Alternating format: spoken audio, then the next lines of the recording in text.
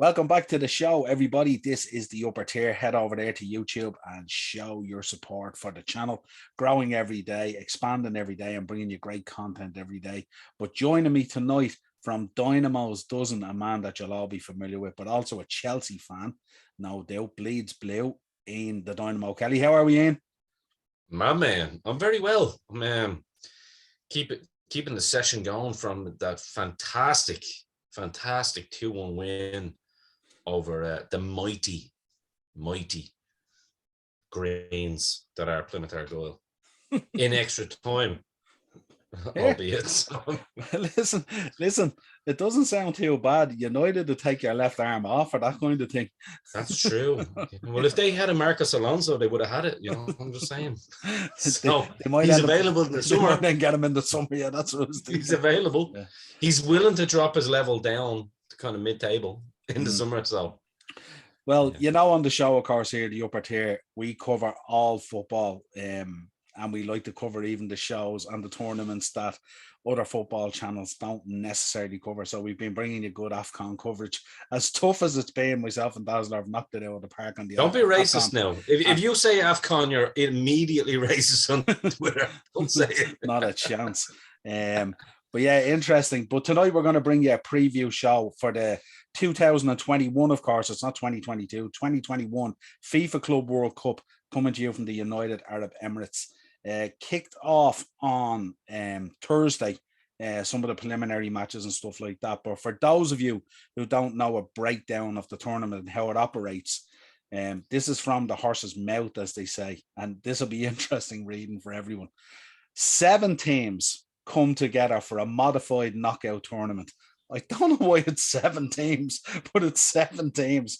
Okay. And the brackets are somewhat predetermined to give the larger clubs an edge. So this is saying, look, if you really all want, you could all stay at home and just bring Palmeiras and Chelsea and we'll play. You know what? That's actually very, very similar to the recent statement from your man, the Pfizer CEO, going, well, the vaccine, it works kinda, and the second one will work kinda, and the third one, yeah, it'll do a bit. Yeah, kind of. This kind of reminds me. It's like the Champions League, the group stages.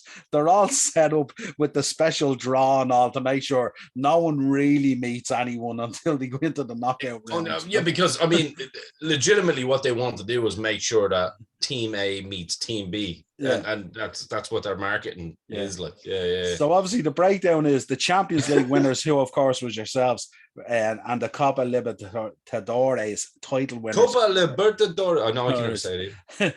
are given boys all the way to the semi-finals. This is just good stuff, you know what I mean? Well, there's 3 clubs then from Asia, Africa, and North America are slotted into the second round. 2 more clubs from Oceania and the host nation UAE are given entry in the first round with essentially a play-in match. So this is like the play-in match. When I hear a play-in match, I'm thinking token gesture. So it's kind of funny the way you're going there, because I feel like I'm on my show now on Dynamo's Dozen, where you've got the old NWA board where it's just a big mafia meeting and some guy with a cigar going, let them in. It's okay. Yeah. I just when I was reading it during the week and doing a bit of investigative work on it, when I heard like 7 teams come together in a modified knockout tournament, I was thinking, where did the 8 team not make it or not get an invite, or what the hell? What's the deal? The deal? It's an uneven number. So anyway, a breakdown of the teams. Of course, Chelsea are in there, Champions League winners, and Palmeiras are in there, who won the Copa Libertadores. Which makes sense. Yeah, of course. Al Hilal are in there for the AFC Champions League. Al Ali are in there for the CAF Champions League.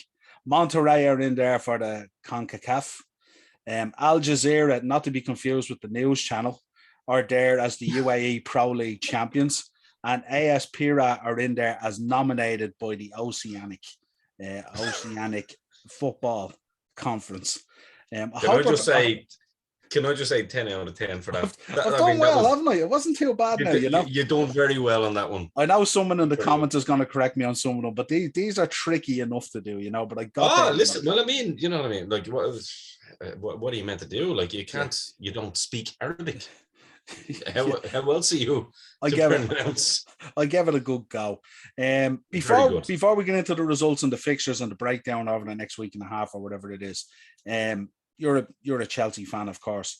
In terms of Chelsea, what does this mean to you? Because I know when Liverpool went to it and they won it, I felt it was a big deal as well because you're out there, you're representing your continent, you're representing your league, and all that kind of thing. And I think it's really important that the way football is going from a globalization point of view, it's really important that we do take part in these tournaments and stuff like that.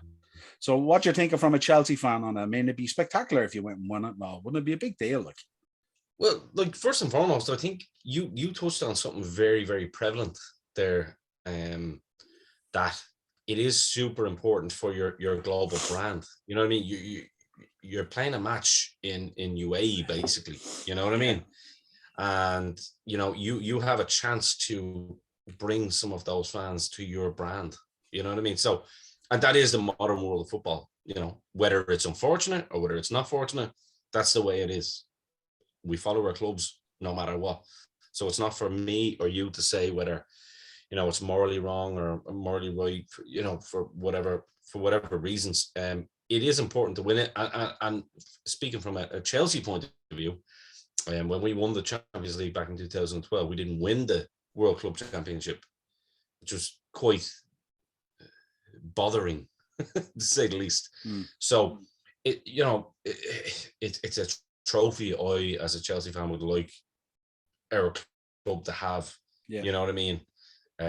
Because it is, you're essentially, it's like the World Club Championship has always been very, very intriguing to me, especially back in the 90s and stuff like that, because you would play the likes of the Palmeiras, the Fluminenses, the Flamengos, you know, all these great Brazilian teams. You know, you would have a chance of seeing the Italian teams or the Spanish teams play against them, and it was very intriguing. I'm sure you remember that yourself, obviously, and it would always be on terrestrial television, even though there wasn't, you know, it wasn't marketed on our side of the world. You could tell there was a lot of marketing, you know, wherever else it was played. So yeah, it's absolutely a trophy that I would love to win as a Chelsea fan, and I think, you know, it should be taken seriously, even though the background of it is a little bit shady. Yeah, well, I think in terms of club football, there's only a limited amount of trophies you can go for each year. So it's nice when you have an extra one to go for and potentially put it in the cabinet. And you also 100%. get the opportunity, if you win it as well, to wear that beautiful gold badge on your jersey, which is an indication of a huge achievement. I think, you know, I think so. Yeah, I think so. I remember when you won it as well, Liverpool as well. And like we were making jokes about it, and you know, you'd see on Twitter, you know, Chelsea fans going, oh, blah blah blah, and you see United fans doing it. It's like, well, if you win it, fucking flaunt it. You know, you got to flaunt it. Yeah, it's easy to say it's irrelevant when you're not at it. You know what I mean? It's a different story when you're at it and you're in the depths of a competition. Sorry, just a quick one. I heard a couple of United fans saying recently that the FA Cup is irrelevant. Is that true? It's probably been irrelevant since Friday night about 11:30. Fair enough. Yeah, but that's not for me to discuss. That's word on the street. Word on the street. Now I think we're going to do an FA Cup review probably tomorrow night on the mashup. No doubt about it, and have a look at the draw as well. The draw was very interesting, and some really crazy results today. Nottingham Forest knocking out Leicester and Boreham Wood knocking out Bournemouth, no less. Wow. Yeah, so massive results today. In terms of Chelsea, I mean, good news today. Obviously, they headed off today, but 3 players, I'm sure you'll be glad, that are back in the fold that boarded the plane today. One, Reece James, absolute massive player for you, who should have a big tournament here as well. Andreas Christensen was on it as well, and N'Golo Kante. But one, Thomas Tuchel, isn't on the plane, who has been struck down with the virus. Yeah, tested positive yesterday. Look, these things happen, unfortunately, in the modern world. You know, with COVID, you have to kind of take precautions or whatever. a little bit disappointed that if they win it, Thomas isn't there to hold the fucking trophy himself. You know what I mean? Yeah. Excuse me. I've actually got a friend of mine, Marcos, who's a Palmeiras, isn't it? It's Palmeiras, yeah. Palmeiras, yeah. Yeah, Palmeiras fan, and he's hightailed it, and he's gone over with his missus because he's a huge Palmeiras fan. So shout out to Marcos Santos, good boy. He's awesome. A really good boy. He's gone over there, and he said if it's Chelsea and Palmeiras in the final, he said he'll cheer for Palmeiras, but he won't be upset if Chelsea win it for me. And I was like, grand. And he said he bought himself a Chelsea jersey so that Palmeiras don't make it. He's going to cheer Chelsea, which is, I was like, man, Palmeiras are making they're getting in there. They should do.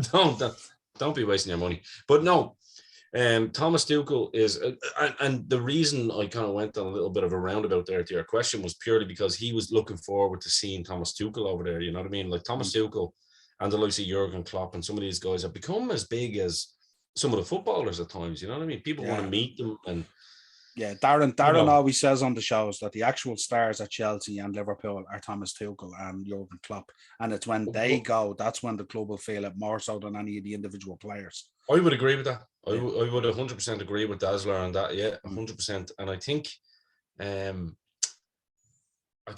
look, he's obviously going to get his instructions out there and make sure that, you know, the team plays to the way he wants to.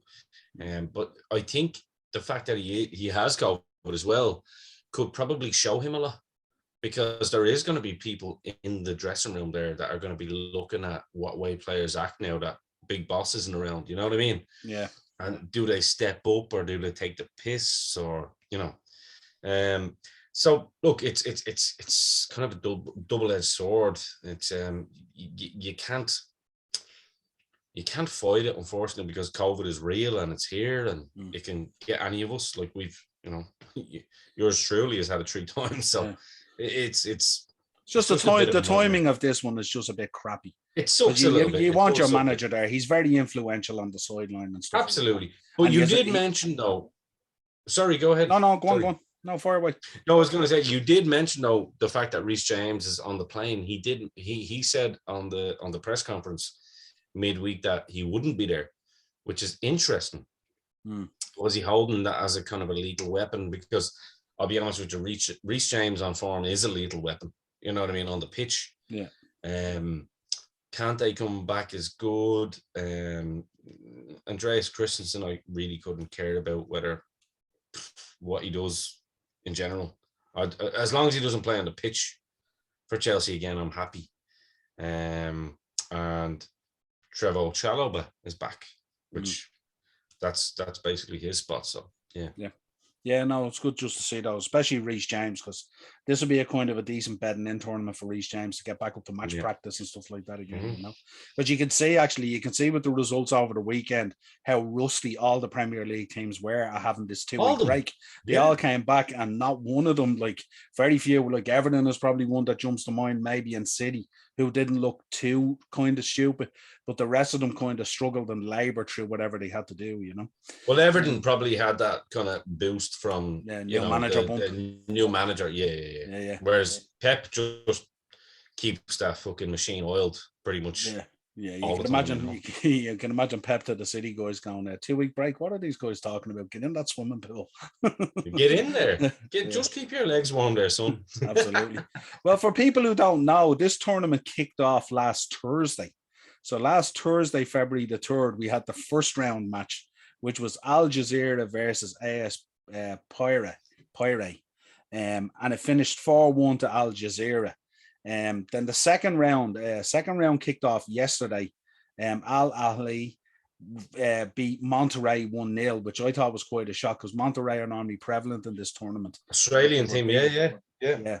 And then today we had another second round match. Al Hilal beat Al Jazeera 6-1. So there's obviously guys in this team that know how to put the ball in the back of the net, regardless of the level or the quality that we're talking about. You still have to put it in the back of the net.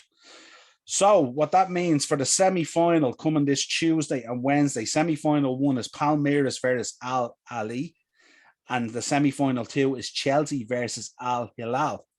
So they should be two interesting semi-finals. And also on Wednesday, we have the kind of 6th and 5th place playoff, Al Jazeera versus Monterrey.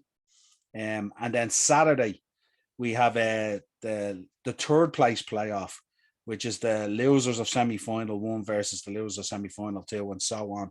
The finals then are played on Saturday as well. So it's quite congested in terms of, so it's running from last Thursday, February the 3rd, all the way till Saturday the 12th, where we find out who the champion is. But in terms of a tournament, I don't know. I think it can be quite exciting. I do think it's like, I know people look at this and they look at the AFCON and they go, oh, the level of football is crap and stuff like that. But for the players who are in it and who are, you know, in camp over there in these tournaments, it's a big deal to those guys. It's another potential medal. It's another potential trophy. So they tend to go out there and put in a hell of a shift. But it's a little bit disruptive for you as well, isn't it? Because I think, I'm not sure after this, is your next match after this then, is it the Carabao Cup final, or have you a match before that when you get back? No, we have a match before that. Yeah. You have a match before that. We've a bit of a break. You boys are actually the ones that are kind of screwed with the timing on that one. Yeah. Because they've obviously rearranged the Leeds fixture, which is 4 days before. So I think we kind of got lucky on that one. Yeah. Probably because of, you know, this particular tournament. So yeah, I think we're okay. Cool. I think we play, I'm not sure who we play actually. Maybe Brentford or I'm not sure, but we do play on the following week. Okay. Yeah, 100%. Yeah, because I know there was a rearranged Arsenal game, isn't there, because of the Carabao Cup final, as far as I know. Putting Arsenal on final in the same sentence is actually quite funny to me. I'm sorry, I just have to say. Absolutely. No, I'm actually terrified now, to be honest with you, because I've never ever understood the tactics of Al Foran. So, you know, I'm afraid to play Al Foran's team now on Wednesday. I'm not sure how we're going to fare out against them. I just don't know. Yeah. What's your predictions? You're looking at winning this, though, aren't you? We will beat Al Foran, hands down. Al Hilal. That's the joke. I was waiting on you to get it. Like literally, some of your viewers are going to be like, "That went over his head." It did go over my head because I was focusing on a number of things here. So, I was checking out. So yeah, Chelsea obviously. I've always been afraid of Al Foran's tactics. Yeah. No, 100%. We be beating these. Yeah, 100%. Yeah, and you're looking at a final there, probably of Palmeiras versus Chelsea, aren't you? On Saturday, yeah. Well, I hope so. Yeah. Should be interesting though, especially going up against South American competition, and we know how much that's developed over the years and stuff like that. So it's always exciting, isn't it? Europe as well. Yeah, absolutely. And it's exciting. It's exciting because, like, one of the reasons I always loved the Club World Cup. I remember the first Club World Cup that I saw on TV was where the year that Anelka signed for Real Madrid, and it was actually on, I think, Channel 4 or maybe RTE2 or something like that. And I remember, like, you know, Anelka couldn't buy a goal for himself at that time, if you remember. That's right. But he scored a great goal where he put the goalkeeper on his arse, and Mick McCarthy was commenting on it. I have a weird memory. Like, I remember, like, even what he said. He goes, "He's just put the goalkeeper on his ass." And it was like, you know, it was like, so I've always enjoyed these different tournaments. Look, we're football fans.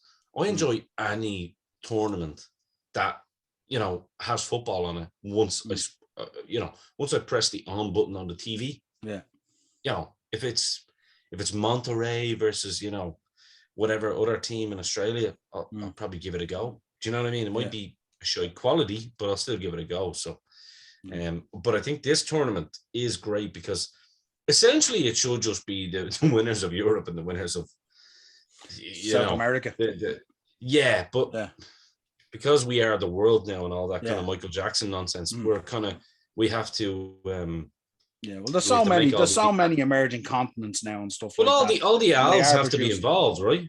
Yeah, well, they are producing a lot of there is a lot of money Yeah, but there's a lot of quality. There is players coming out of there recently that are moving up to a much higher level than you would expect and stuff like that. You can see it through the leagues in Europe and stuff like that. Yeah. Yeah. Well, I haven't seen any of them, but Yeah, I you'd agree. see a splattering them through the French league and stuff like that and all, and you'd see them eventually coming through, and then they come into the round and stuff like that. We've seen it even with Africa as it's emerged as well. So many players. Oh no, well, Africa's always been great, but as far as the UAE goes, like maybe you'll see it in League maybe 3. So for any of you League 3 fans out there, yeah, you can go and you can watch some of these players that Niall's talking about. 100%. Never know. There might be an upset in this. You never know. This could be interesting, Look at you buzzing for it. I'm trying to get our viewers pumped up for this. So anyway, look, it's a pleasure having you on. It's a quick little preview, of course, of the Club World Cup, I should say, 2021, of course, being played roughly about a year later because of everything that went on and was shut down and stuff like that. Yeah. I'll ask our viewers, drop your winner, who you think's going to win this in the comments. There could be some viewers out there who are well clued into some of these teams may know. I'm sure Darren knows a few tasty players off some of these. Well, listen, Dazzler, this one's for you. Global. His knowledge is global. This one's for you, Dazzler. If it's not fucking Chelsea, I hope it's Al Henderson or one of those teams. Al Henderson. Jesus. Awesome. Well, listen, pleasure having you on. As always, if you want to contact the show on Twitter at the _upper_tier, you'll get us on the Upper Tier Podcast on Gmail. And, we'll even go to the bother of putting out an audio version of this show on Spotify, Google Podcasts, and Amazon. We should. What more would our viewers want? Pleasure as always, my friend. Absolutely love you, brother. Thank you for having me. Cheers, bro.